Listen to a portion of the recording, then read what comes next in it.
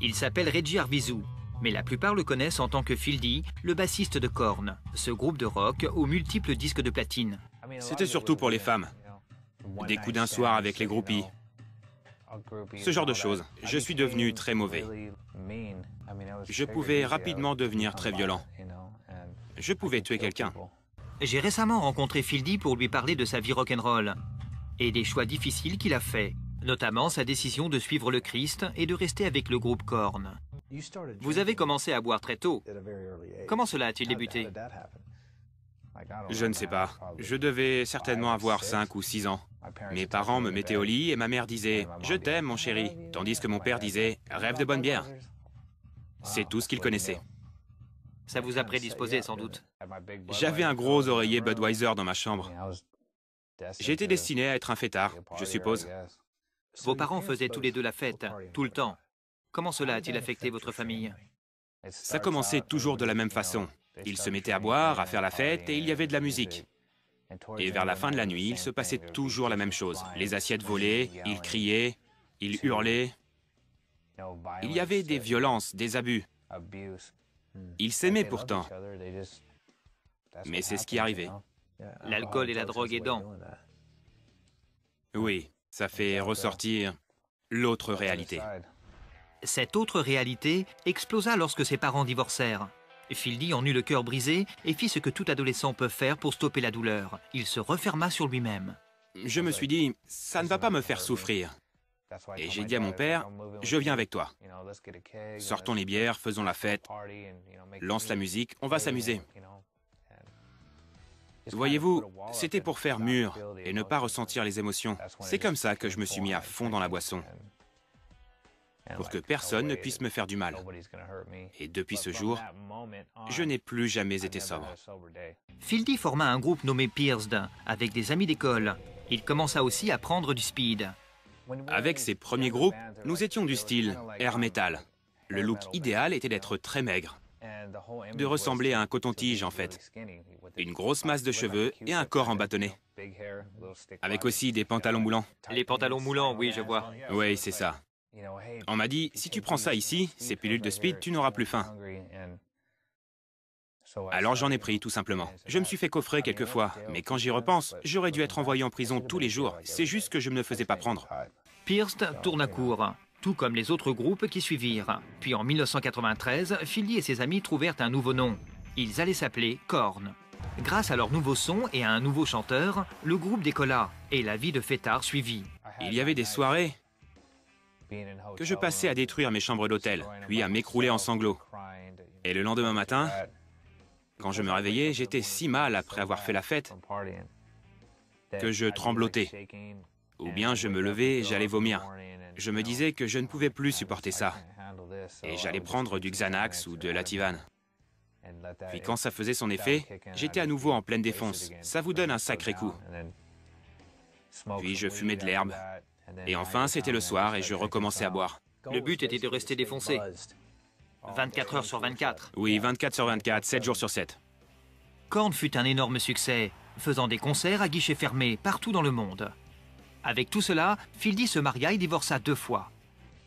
Vous aviez un point de vue bien particulier sur les femmes. Lequel? Comment considériez-vous les femmes dans votre vie? Je les malmenais. Les malmener? Comment? Oui, je les malmenais, je les traitais comme des prostituées. Ok, donc verbalement. Oui, verbalement. Les femmes ne valaient rien. J'étais très méchant avec les femmes, extrêmement méchant. Je pouvais faire pleurer pratiquement n'importe quelle femme à n'importe quel moment. C'est ce que je faisais pour ne pas être blessé moi-même. Fieldy souffrait toujours du divorce de ses parents. À y repenser, vous avez passé beaucoup de temps et consenti beaucoup d'efforts pour bâtir un mur autour de votre cœur. Ça a été un boulot à plein temps pendant 20 ans. Une seule blessure sentimentale, 20 ans. La plupart des gens guérissent d'une blessure sentimentale après 1 an ou à peu près. Mais moi, pendant 20 ans, je me suis détruit. C'est un cercle vicieux. Vous vivez dans une tornade. C'est un chaos. Et ça finit par vous tuer. Ne vous êtes-vous jamais dit « Maintenant, il faut que ça cesse » Je ne pense pas, non. Je prenais tout sur le ton de la blague.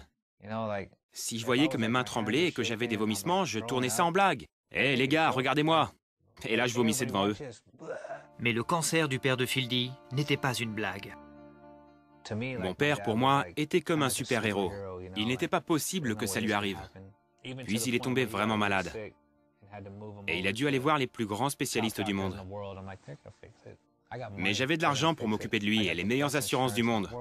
Je pensais que tout irait bien.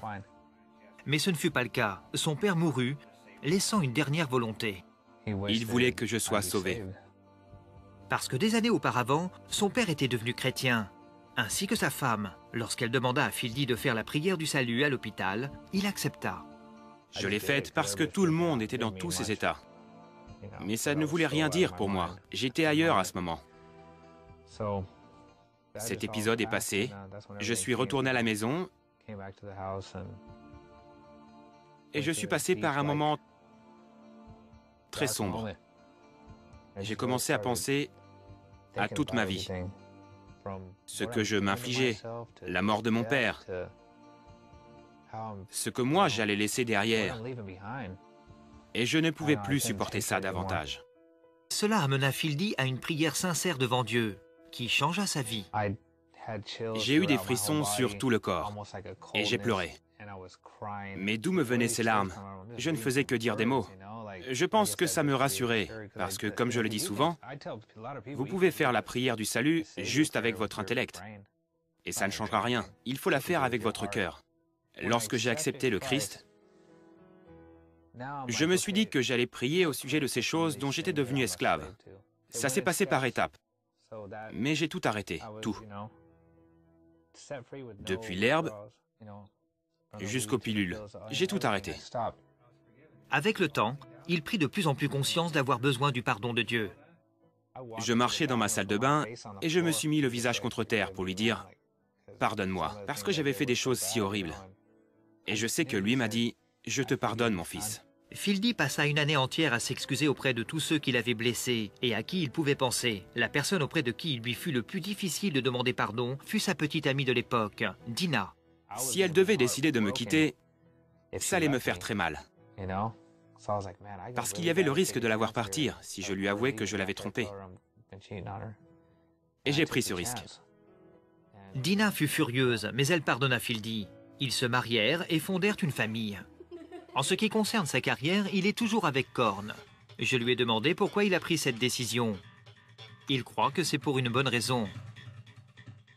Rester avec Korn me donne une certaine force. Parce que je peux atteindre beaucoup de gens qui savent ce qui importe pour moi, plutôt que ce qui importe pour Korn. Mais qu'est-ce qui importe pour Reggie Fieldy Arvizu maintenant? Je veux essayer de suivre la Bible du mieux que je peux, parce que je sais que ça me permettra d'avoir la meilleure des vies. Maintenant qu'il a une vie heureuse et qu'il a écrit un livre à ce sujet, il dit que son message est plutôt simple. Les gens pensent que je ne suis pas suffisamment bon pour que le Seigneur vienne dans ma vie. Mais les gens doivent savoir qu'il suffit de connaître ce que Jésus a fait pour vous, qu'il est mort pour vos péchés, qu'il est mort sur la croix et qu'il est ressuscité 3 jours plus tard, et que si vous l'invitez dans votre cœur, c'est pour la vie. Il sera avec vous pour toujours.